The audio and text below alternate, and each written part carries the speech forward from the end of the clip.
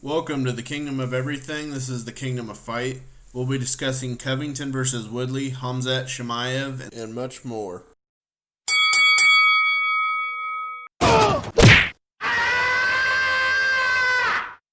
We'll start with the main event. I was standing the whole time for the main event. I just get too excited and I can't sit down. And it doesn't help when everybody in the house needs my attention at that moment either.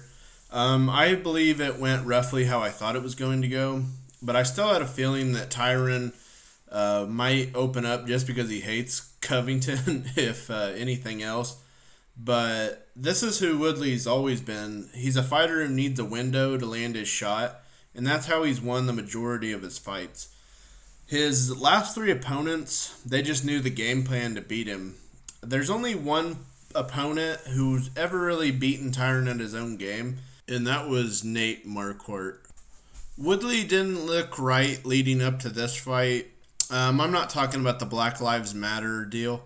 That wasn't it. It was just weird the way he was carrying himself. It looked like he was having weight cutting issues maybe before the fight because he was wearing the glasses and he looked kind of low energy. I think I knew the fight was going to be a little bit out of his favor when he tried to touch gloves with Covington. But it is what it is. Woodley's chances of fighting for a title at 170 are basically finished.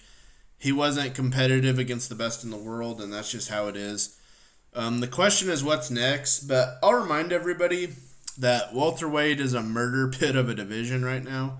There's killers everywhere you look. Can Woodley beat people in the top 10? Definitely, but he's 38 years old, and I'd imagine getting up for the next fight is going to be harder than ever. Covington looked great. He looked more measured than in past performances, like the Robbie Lawler fight where he just overwhelmed him with pressure. This performance was more calculated. He focused more on feints and strikes to open up the takedown. In the past, Colby's just gone for the takedown. If you look at the Dos Anjos fight, he just jumped on him straight away. He really didn't want to be in a striking realm with him. But I think Colby Covington is brilliant. My dad's not an MMA fan whatsoever, but even he was seeing Covington pop up on his Facebook feed. Hey, Dad, who's your favorite UFC fighter? Colby Covington! When you can reach people outside the sport, even if it's negative, that is something truly special. And I'm not saying it's negative. I'm just saying that's how some people perceive it.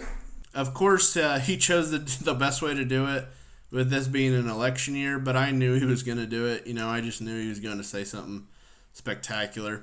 Overall, it's good for the sport because maybe next time people tune in just to see him lose. But that's okay. That's what he wants. He wants that. He's calling Jorge Masvidal Street Judas. I thought that was great. Khamzat Chimaev is a buzzword going around the UFC right now.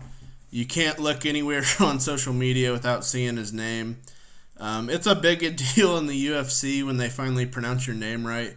I always think of Francis Ngannou or Khabib when they first started out. But let's pump the brakes a little on Chimaev. I was listening to John McCarthy and Josh Thompson's podcast weighing in, and Big John said something to the effect that back in the old days of the UFC, it wasn't unusual for a guy to fight 3 or 4 times in a night, like when they would have tournaments to decide the champion. So to say that Khamzat achieved the fastest wins was sort of false. I still think it's impressive, but I don't think it was needed as a stat. Chimaev's performances speak for themselves. If I'm going to judge it objectively, though, we could say Ian Heinisch did the same thing to Meerschaert. It just wasn't as quick. Chimaev is impressive, but let's remember that Johnny Walker was basically doing the same thing to people before he met a number 7 Corey Anderson. I'm not saying the hype isn't real, but I need to see him against a world-class fighter at either 170 or 185. I'm assuming, given the Damian Maia booking, that he's wanting to chase a title at 170. That might be his more natural weight class. But if he wanted to do it at 185, I'd give him Marvin Vettori or Derek Brunson. But I would pick a weight class and stay there unless they're giving you top-of-the-line fighters, top-of-the-food chain fighters. I think at 170 instead of Damian Maia, I'd give him Jeff Neal. Jeff Neal right now, he's working at a server at a steakhouse. He's waiting for a fight. I think that'd be perfect. They're both beasts. I don't really want to see the Maia fight for Chimaev. I want to see him against a striker, given what we just saw. I think Vicente Luque would be another good opponent for Khamzat Chimaev. Chris Tognoni, unfortunately, we had a similar situation where he called a stop to the action in the Jessica Rose Clark and Sarah Alpar fight. I think it's good. His instincts are there to protect the fighter, but it doesn't look good for him given that this is the second time in a row that this has happened. And Sarah Alpar, I think she took more damage than was necessary. It's bad given I think she has her wedding in 2 weeks, so I'd be curious to see the wedding day pictures. But maybe this is just something that happens and there's not much you can do about it in terms of referees and instant replay. I don't know how effective the instant replay would have been in this situation because it was a legal strike and it was a little close to call whether her butt touched the ground. So, just a bad situation, I guess. Hey guys, if you liked my video, subscribe to the channel.